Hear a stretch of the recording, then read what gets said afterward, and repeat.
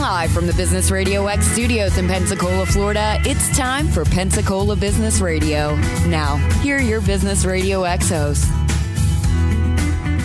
Hey, good morning, everybody. Keith over here, broadcasting live from downtown Pensacola. A little gray and rainy out today, but I have two people that are going to brighten it for me. Yay!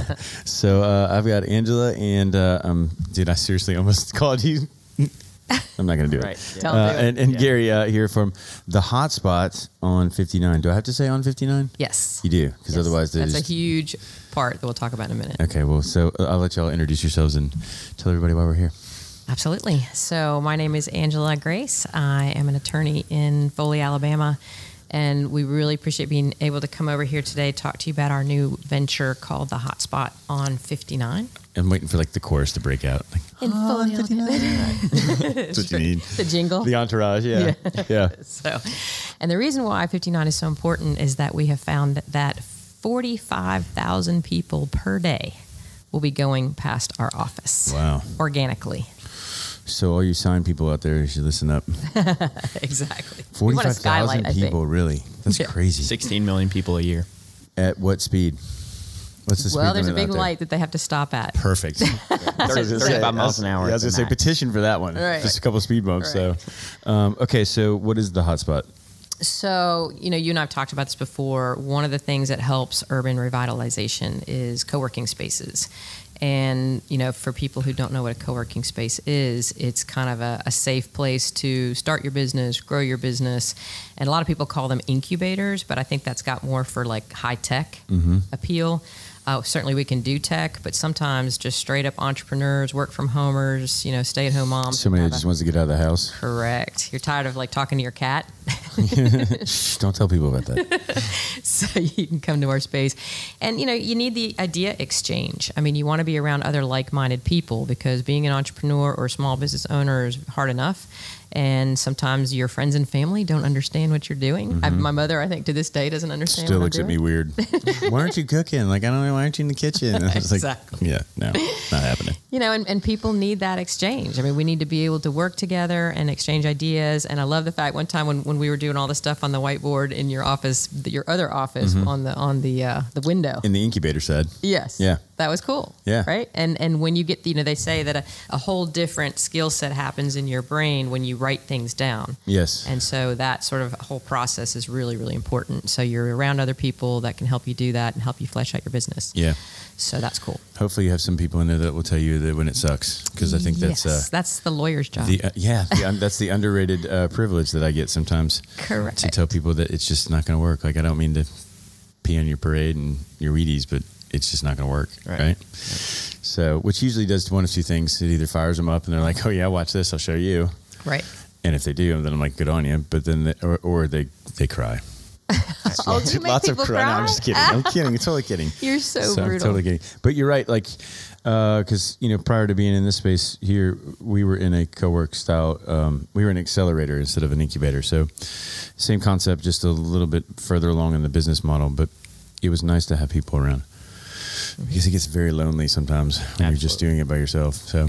Well, you're lucky you get somebody here to throw more work on you, so you're not alone. Right. Well, But, a lot of people do these networking events, and those are great, and it's fun to go out and drink beer with your friends and network and all that. But really, how much business do you ever generate from networking events? Not much after the first beer, I can tell you that. Right. Yeah. Probably shouldn't be. Yeah. Legally, you're not supposed to. Well, just don't try. So this is in Foley. Correct. Which is like a completely new vibe for them, right? Like this, they finally decided like we're going to kick it in gear, and Yes. we're getting jealous of Pensacola doing it, so we're going to try to do it too, right? It used to be the drive-through city, so you would drive It was from like literally two lights, right? right, Yeah. and on your way to Gulf Shores. Yeah. And so people just didn't stop. The only reason to stop there is they've had an They outlet pulled over. mall. Yeah, It's a speed trap. yeah, there's that. But they got a killer outlet mall, and that's kind of nice. So most people would just go to the outlet mall and then they would go back to the beach. So Foley as a downtown business community, we actually talked to the president of the city council yesterday, and he said their brand is sort of a business community, whereas, Gulf Shores is the beach. And then you've got the more rural communities up kind of north, where Foley is kind of seen as the business district. Yeah. So they're undergoing a massive revitalization effort, similar to what Pensacola saw here, and is still seeing. And we're kind of taking a lot out of the playbook from how Pensacola did it. Hey, it works. It's a duplicatable model. Is that the right word? Yeah, it's a duplicatable model. Yep. So, I mean, all we did was take it from Philly and New York, and I'm trying to think of the other cities. Chicago was part of it, and I want to say St. Louis was too. So we just that's where we've copied it from. Yep. In fact, some of the speakers, excuse me, that Quince brought in, one of them was the guy that did it for Philadelphia, which was pretty cool, just to watch firsthand how it took 5-6 years, but he totally turned the whole city around. Right. So I don't know if the last time you ever been to Philly? No, New York though. You should go. It's not the same. It's not even the same sentence. Okay. Fair enough. So, but it used to be years ago. It was pretty run down. Like, it was scary. Like in the inner city part, it was really kind of tweaky. Which one, Philly or New York? Philly. Oh, well, God. New York's always that way. Yes, but Philly was like, I mean, it was like you just you went and saw the Rocky thing. You ran up the stairs and you went back to your hotel room. Right. Now it's this big, vibrant community where you can walk around, and there's open markets and all this stuff, and it's really got a whole touristy vibe. Because there's so much history there. But yeah, I would have never thought that. Philadelphia, I went to look there when I wanted to go to college at Penn. It was a complete scary place. Yeah, I did my culinary internship there for Morrison's, and it was at Penn, whatever the one that's connected to the hospital. What is that? Penn State? No, University of Pennsylvania. Yeah, that one. And Ivy League. Yeah, it was pretty cool. Impressive. Yeah.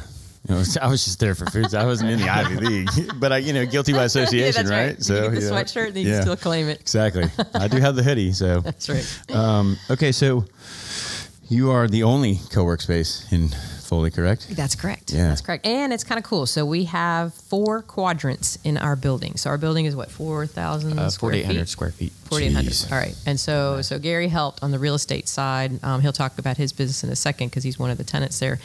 But what's cool is we have 4 quadrants. So we have the professional services quadrant in the front. So that would be legal, accounting, and potentially insurance. We have a retail and e-commerce space also in the front, which is going to get some nice visibility from the foot traffic. And then in the back, we have event space, which is pretty nice. It's a little unfinished, so it's a bit sort of edgy. Yeah. And then we're going to do a consignment store, because since we can use our studio space to stage products, we can also do a sort of another version of e-commerce, Facebook Marketplace, that kind of thing, eBay, to launch other sales out of so we can basically monetize all 4 quadrants. Yeah. And then when the lease is up on the other building, which is kind of next to ours, but not exactly within the initial structure. Right. That lease comes up in June, and then we'll have an actual co-working space. Get out. That's right. These art people. Well, okay. So when you do actually get the physical, do you know how many offices or spots or people you're going to be able to fit? I think we could probably do 20? Yeah, roughly 20. Yeah. Yeah. And then, hopefully incubate them out of there into the greater Foley business community, because right now it's a very business-friendly environment. The city council and the city itself is very... There's lots of room to grow. Correct. Right? There's old buildings that are ready to be taken over. And they recognize that. Right. And there's incentives for it. So. Oh, yeah. Tons. Yeah. Absolutely. Yeah. And just support. I mean, generally, they kind of get it. They want to keep. In fact, what was the demographic that we talked about? What was the... the lowest demographic besides 85 and up, which is understandable, is 20 to 35. So they're really desperate to find a way to keep those people in there, because they usually go to Atlanta. So what is that? That's millennials? And millennials, right? Yeah. Right. And then whatever's next, Z. Yeah. Or they got some weird name for the next one. It's something odd. Probably going to be like the iGen or something. Yeah, exactly. And tell them what's happening to people that you're growing up with. Right. Where you're from. Because you're in that category, right? You're on the higher end of the millennial spectrum. Right. Yeah. So actually, no. I'm kind of on the lower. I try not to associate myself with millennials. I don't know, man. They're not all getting a bad rap. True. I'm a Z though, technically. So I'll stick with my group. But what I've noticed is a lot of them really don't know what to do, because in the day of technology, a lot of information overload. So a lot of them kind of want to leave and go to bigger colleges or cities because they don't know where to work in their hometown besides a blue collar 9 to 5. minimum wage job, and they don't want to do that because it's a lot more accessible to be an entrepreneur nowadays, and they just don't see it happening in their local area. Right. And I didn't either, which is why I went to the Citadel for a year. Mainly, I was completely different. I was actually going to go in the Army, but nothing was really offered anyway. Right. So I went in and went Army. And then I came out, and biggest thing I learned there besides leadership, discipline, how to get away from hazing, was how to run fast, was the price of the college. Yeah. That was the biggest thing. So I came back, and I wanted to take a year off, kind of focus on this area. And then I met Angela, and she kind of pitched the concept to me, and we were looking for a space, and we found one. And how'd therapy work out for you? It was all right. So PTSD. I went to culinary school in Charleston, so I'm fully aware of the Citadel and how it operates and stuff. It's a little different on the inside, I'm sure, but staring from the outside, it's a little scary. Right. I can't tell you too much about what goes on. Yeah. What happens at the Citadel stays at the Citadel? That's right. So we came back and started launching this, and a lot of people my age started asking me, hey, how'd you make this jump, this change? And it's all really thanks to the concept of the co-working space, which it's a proven concept. I'm a testimonial. Right. So, people are just looking for a place to stay. So. Did you find, like, you said when you went down the entrepreneurial road, like, was it an epiphany kind of, or was it like, I just don't know what I want to do, so I'm going to do what I want to do, as opposed to, like, did you find a career path that worked for you, or did you say, I'm going to go ahead and create one? Right. So, like I said, I was all about the Army. Nobody could tell me otherwise. And I read the book. I'm sure you're familiar with Rich Dad, Poor Dad. Mm-hmm. And I'd always thought about, I wanted to be wealthy. But then I kind of brainwashed myself into saying, you have to be born into that. You have to have privileges. And I read that book, and I kind of, saw behind the curtain, per se. And from there, it was just, I want to go ahead and start pursuing and doing my own thing. So I started listening to Grant Cardone on real estate. That's really my passion, is real estate investing. And it just kind of went from there. It was an epiphany. After I read that book, the day after, I was like, all right, I'm kind of done here. Yeah. I want to do what I want to do and have fun making money. Yeah. If you're going to fail, it might as well be something you love, right? Right. Correct. Yeah. So out of all the guys you listen to, who do you like the most? Do you like Grant Cardone the most? Absolutely. Yeah. Absolutely. Have you branched out into the other ones like Gary Vee? I've listened to Gary Vee and Tony Robbins, but Simon Sinek or? Yeah, sometimes. I love Simon Sinek. Yeah, Simon Sinek's pretty good, but I think Cardone, he really speaks to exactly what I want to do, like multifamily specifically, and how to get there, and it's just... he's more talk, man. I'll tell you what, he's got a silver tongue, that's for sure. I know, he's very aggressive. He's very smooth. Yeah. He's almost like, it's almost one of those, and so back in the culinary world when I was there, salespeople were like the last person I ever wanted to see come through the kitchen, right? But he was so aggressive that you're like, dude, I'll buy something just so you go away. Oh, absolutely. Right? So, yeah. Okay, so these are like the new thing that's happening now, right? Co-work spaces everywhere. We've got, there's like 6 or 7 here, right? Do you see any competition yet? Does anybody else come on your radar? No, because the problem is, people are still looking at, opening up a business in a very old school way, right? So that means you have to go find a place to rent. You've got to put furniture in it. You've got to put a phone line in it. You've got to sign a lease for a year.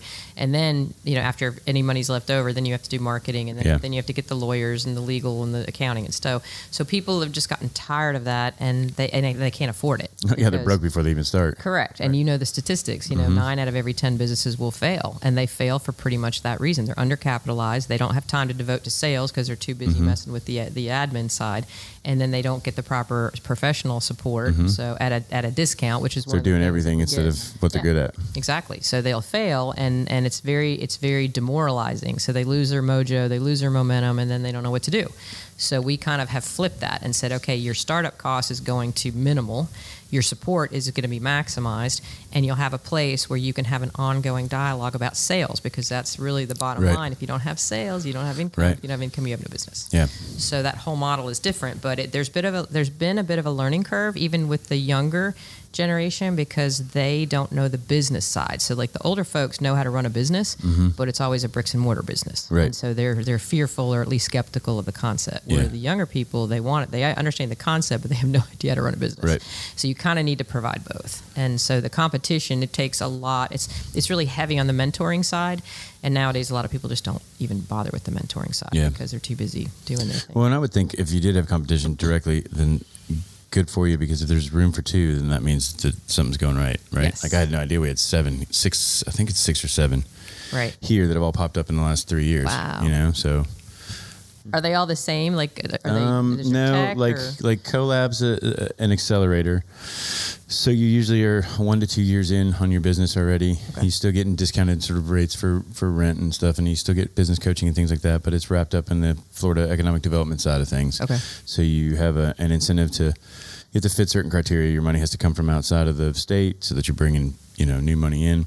And then like co-work is like you guys, which is just shared office space, but then you sort of get that collaborative feel to it. That's where you were. No. I was at CoLab. Oh, you were so CoLab, co-work's okay. the one that's on Palafox. Gotcha. And it's really nice too. If you haven't been there, in fact, when we're done here, if you haven't been, we'll go walk over and take a look at it, because I think you'll like it. And then there's Workspace, which is same thing. And then there's another one that's starting to open called the Open Office, which is, again, it's like halfway between co-work and like a Regis. Right. So it's got a little bit of more high-end kind of feel to it. Right. Where you can just do the daytime thing and bring in your clients from the airport or something like that and do your meeting and then move on. And then there's like 3 more, and they're all... Wow. They all have their own little kind of vibe or whatever, but for the most part, they all facilitate the same thing. An easy way to get your business started. Surround yourself with others that are doing the same thing. Right. And then those experts that are in that field that hang out in this, is you've got some resources. Right. You know? Right. Somebody to point you in the right direction. I think that's the biggest thing that helps. One of the things we're really doing now is we are going global. So what we realized is that, I mean, like my Instagram following is probably at least a third, if not 40% international followers. Yeah. So we don't need to limit ourselves to Foley, Alabama. Yeah. I mean, that's sort of the pinpoint on the map, but we are now going into multi-time zones, multi-cultures, because the one thing good about the U.S. is that we export this kind of product all over the world. Right. And so sometimes it's easier to make, you know, more money in other places, China and Russia and India, than it is right here in Pensacola. So. Yeah.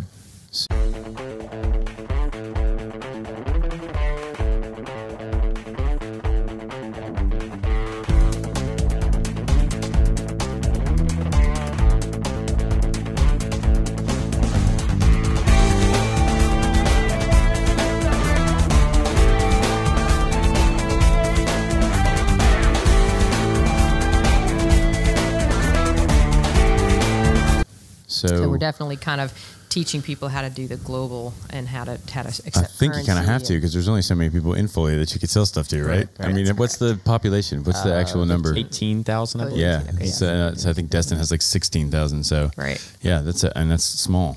You know? Right, Yeah. right. Like everybody knows everybody. And college campuses are very, very hot. We're getting a lot of, I guess mostly because you just got out of college, but I mean, we're getting a lot of interest from college because people are wanting to start a side gig while they're finishing school. Yeah. Mostly to pay for their debt from school, but also to learn those skills before they get into the business world. Yeah. Because you really need to. The learning curve is huge. There's a reason why 9 out of every 10 businesses fail, and if you can avoid some of those pitfalls, then you have a better chance. There is a reason why we call it a disease. So, you know who else will be a pretty good pool for you is the military. Oh, yeah? Because they're all looking for a side gig to funnel their funds.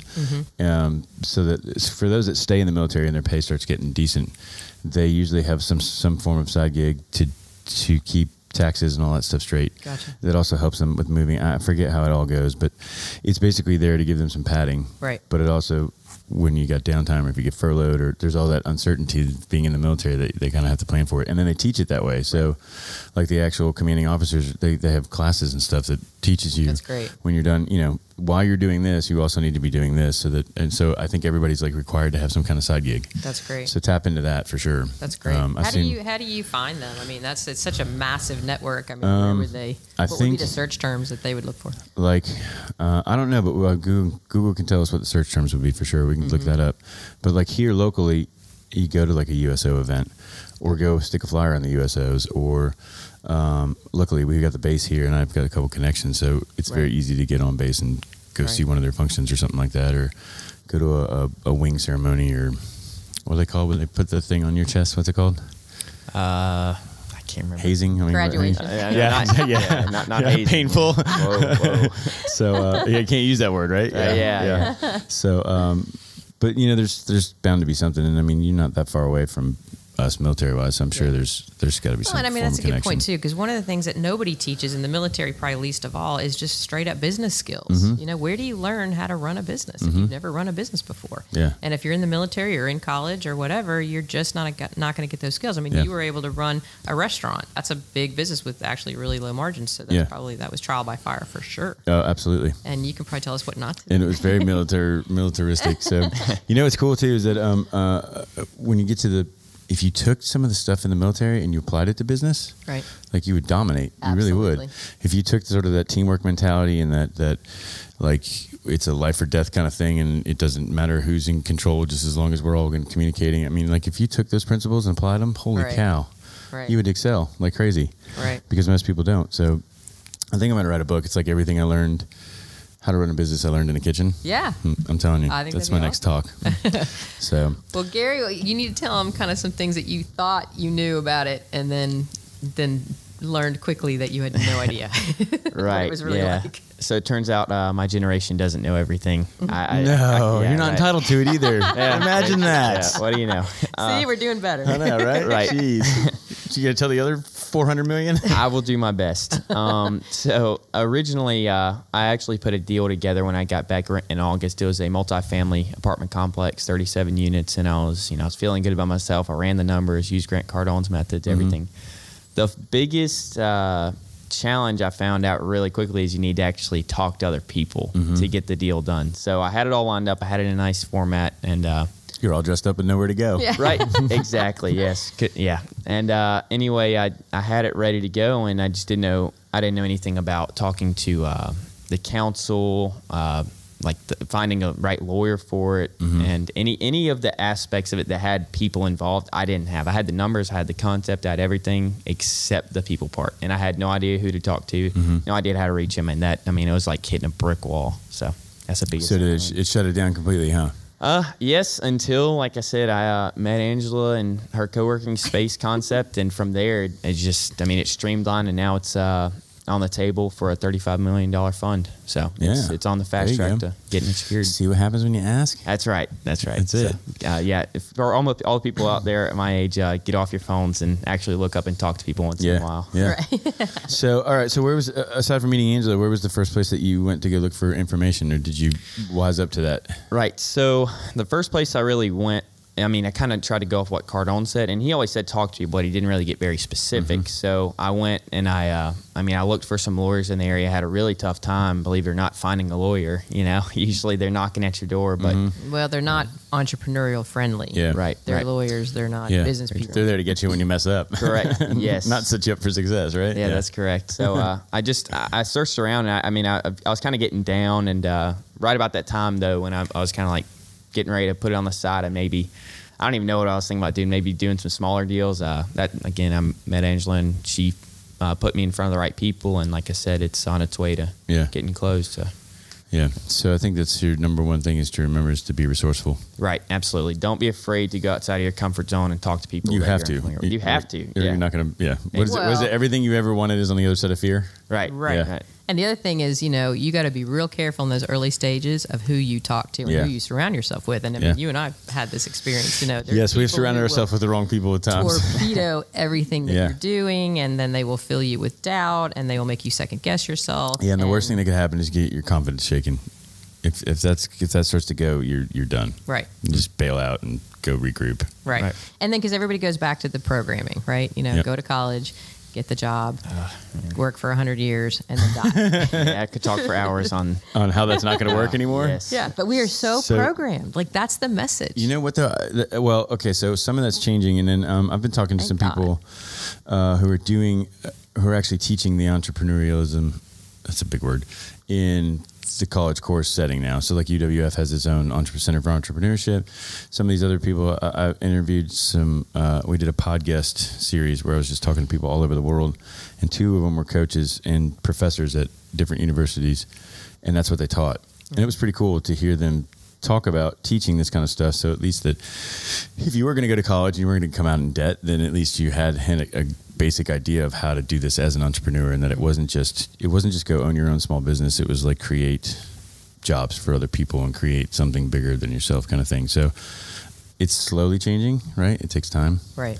But I told my kids, you don't have to go to college. I mean, I want you to, because it's a great experience if you make it out alive. It's not going anywhere. That's what I've learned is that you can go to college at any time in your life. Yeah, yeah. If you want that paper on the wall, you can go at any time. Yeah, I mean, and now that 50-year-olds they can they can study so many other subjects, right? But I told them, I was like, at the end of the day, all that really matters is that your stuff's better than the next person's. Right.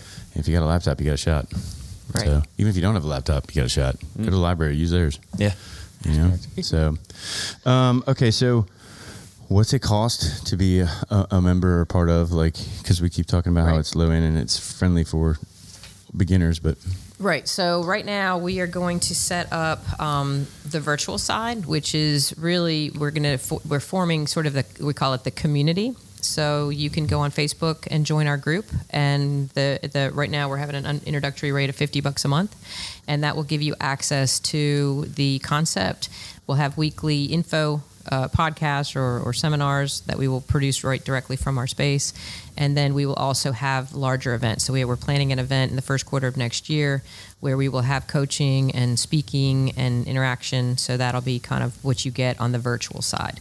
If you do need the office space, we are looking, because we have that one lease that isn't coming up for a while, and we may get them out earlier because it's really not suitable. If they violate, no, I'm just kidding. We're watching you. Yeah. But otherwise, right now we're doing the virtual because we're trying to build our community. Because what we realized is that people can still go to Starbucks and sit there with their laptop and their headphones, but it's the community resources that we provide is going to be the most important, whether you have the bricks and mortar location or not. Because actually after 20 people we'll be full anyway, even once we get the space. So our bigger purpose is to get a virtual community built up and also interact and find out what are people experiencing in the marketplace. What are the challenges? What are the issues? What kinds of information do they need? And so we want to interact pretty heavily on the front end with people who are in the space and kind of figure out how we need to modify our message and then disseminate the message. Yeah, and it looks like what should happen naturally is that you'll have entrepreneurs that will move in that will provide services that every other entrepreneur usually ends up needing. That's like the media plan. And marketing and like legal, like you said. So yeah, that's the ultimate networking, is when you're part of the community, your community is vetted and also now informed, so you can actually get business from them and send business their way. Yeah, because that they know that what they're doing. Yeah, it's huge. Getting somebody to send you business is a really good feeling because you're like, oh, dude, thank you. Right? Like, okay, I'm doing something right. Well, and it's still relationship driven. I mean, people want to do business with people they know and people they like. Like, know, and trust. So, I mean, because you can go online, and I mean, you guys have a different perspective. So like, there's the app called Fiverr, right, which is awesome. Right. And but most of those people are coming out of India or something. Yeah, I don't really know them. We don't. Well, I mean, but your generation, Z or millennials or wherever you want to put yourself today, sure, had that when you started, right? So we didn't. So we are weary of it to an extent, and we don't use it as easily. One, because I don't have the patience for it, because I like the interaction, people to people. But for your generation, like, that's the norm, right? So the first time they need to get something done, they go contract it out. That's correct. And I've seen some good work come up. In fact, I've used a couple people from there, and it's come back. I mean, it's come back good. But you don't realize that it's the same thing, just on a different platform. Right. Like, it really is the same chamber meeting or the same networking where you've got 20, 30 businesses and you're going to pick up the phone and call somebody. Right. So Gary loves the chamber. Big fan. Yeah. You need a red jacket? You need a red jacket. Not a fan. Not a fan? Not a big fan. Why? What happened? How could the chamber improve your experience? There you go. As spoken as a true ambassador. Yeah, how could the chamber improve your experience? If they were a little bit more involved and didn't really have a mafia mentality, really. I mean, because some of the stuff that we're trying to get access to, you have to be in the chamber. You have to be it's required. And I don't really see the value add from them. So I'm not particularly big on that group. So. You know why people write bylaws? Why's that? So you can change them. Right. Yeah. So, and so I hear you, because there was a time here in Pensacola where fear ran everything more than anything else, and nobody wanted to let go of any of the information, because then it meant that somebody was going to take my job, or somebody was going to build something better or whatever. And instead of realizing that it all went to the hole, there was that whole pigeonhole mentality, like the pie was getting smaller when it really just gets bigger. Right. And so I was like you and was like, dude, this is not doing anything. It's just costing me money. It's stupid, right? But then I got into the chamber and really started participating. And then I just joined the ambassador stuff. And so now you've got some leeway into, this is how politicians and what are they called? Pay to play? Well, it's not really pay to play. I mean, I'm putting my money where my mouth is, right? I'm putting my efforts into something. I'm giving them my time. I'm trying to direct it. So I haven't spent a dime on trying to lobby. That's the word I'm looking for. Oh, yeah, lobby. I'm trying to lobby somebody for anything, but things are going on. You got a voice. You can't change anything if you don't have a seat at the table. Yeah, right. Fair enough. And I think as long as you can, one of the things I teach in a lot of small businesses is you've got to balance your time and your resources. Yeah. So if you have limited time and limited resource, which you do if you're an entrepreneur, where is the highest and best use of both? And so if you're getting a value add, if you say, okay, I'm going to go all in on the chamber, then you're going to get a lot out of it. But if you sort of dabble in this and dabble in that and spread yourself too thin, then you will be frustrated and you're not going to get anything and you're going to be broke. Yeah. Pick 2 or 3 and go with it and leave the rest for the rest. Yeah. And that's a lot what I see at the beginning stages is a lot of people don't sit down and think about really kind of a business plan and what kind of game plan do I have? What are my benchmarks? How long is this going to take? When is it going to monetize? When it's not monetizing, where am I going to get the money from to stay afloat? Those are things that are kind of not fun to talk about, but if you don't, you're not going to be in business very long. By the way, those are not things that are in your normal computer style business plan either. Correct. Right? So that's a train wreck waiting to happen. Correct. Go do a professional business plan with like here we have the Haas Center for I don't know, it's Center for something, but anyway, they will literally at UWF, you can go in there, you can throw down your idea, you can tell them what you want to do, and they will do all the research for you. As part of their curriculum. You get it for free, but they have university access to data, which is fantastic. Right. It's huge. And they have the Small Business Development Center, which is a huge asset too, right? So anybody that has one of those next to you, that's first resource by all means. In fact, I'd probably go there before I went to the chamber. Right. Just because they have... Where are they located again? So we luckily here in Pensacola, we have the state office. Okay. Which was in the Studer building, the big SunTrust building. I think they're still there. Okay. And then we also have the local office, which is at UWF. Right. So you've got the university tied into it, as well as the state office, which has all the other, I think there's like 76 in the state of Florida. Right. Centers that they all connect now.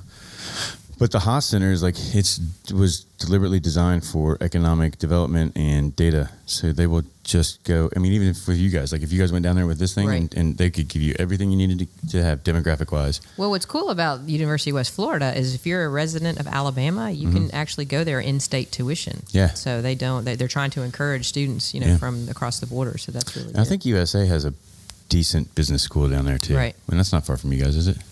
University, South Alabama. Yeah. That's in Mobile. Yeah. So Have you seen the universities really embrace these co-working spaces? Because I've got mixed results. I've seen UWF embrace all of it, and that's just because they have the Center for Entrepreneurship there, and of course that was spearheaded by the man himself. So, for him to be connected with all of it, it's just kept the flow. So, yes, I've seen UWF. I've seen UWF just embrace a lot, like by leaps and bounds, because they're just really doing the right thing and they're a good university. Right.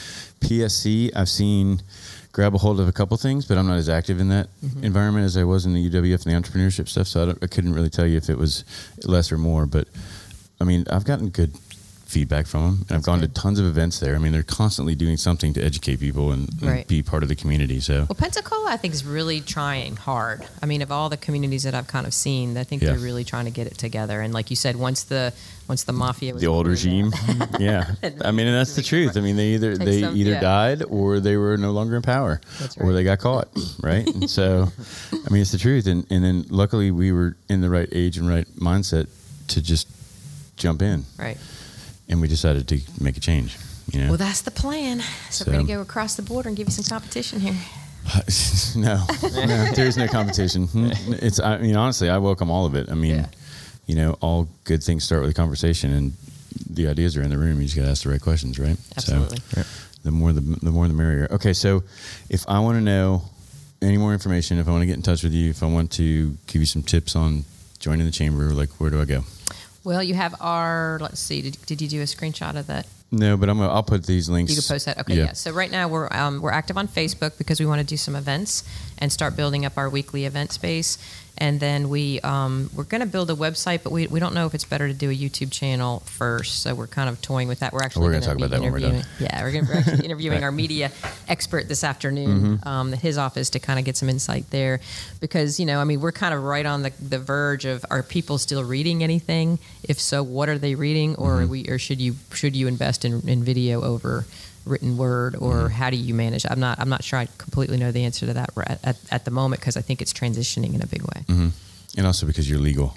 Correct. And that's what you're good at. That's right. Stay in your lane. That's right. So I like to read stuff. But you're gonna have to remind her of this now every once in a while, because Yeah. this is what you're good at. These are the 3 things you're good at. Stick to those. Right.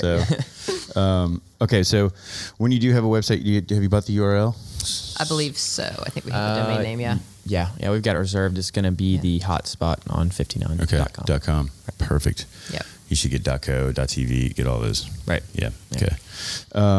Okay. So if they want to get in touch with you guys now, do you have a phone number or anything they can call? Yes, they can call 251-243-2920. That's a brave guy right there. Yeah, I've got it under control. It's gonna ring. That's fine. Make sure you answer it. I've got it. As long as they don't sound like a robot in the beginning, I won't hang up too quick. Right. They tell you it's the IRS. Yeah, right. yeah. Gift Right. cards. Yeah. Yeah, right. Yeah, you have a tax refund coming. Awesome. All right. Well, thank you guys for coming in today. Absolutely. So we'll Glad wrap to up be here, and then we'll go talk to Dave and see what's up. So, guys, you can find us at Pensacola X on Twitter. You can find us at Pensacola Radio X on Facebook, or you can find us on our webpage at Pensacola.businessradiox.com, or on our businessradiox.live link, where you can watch us live and hear us live. This has been Pensacola Business Radio, where business is good and your work matters.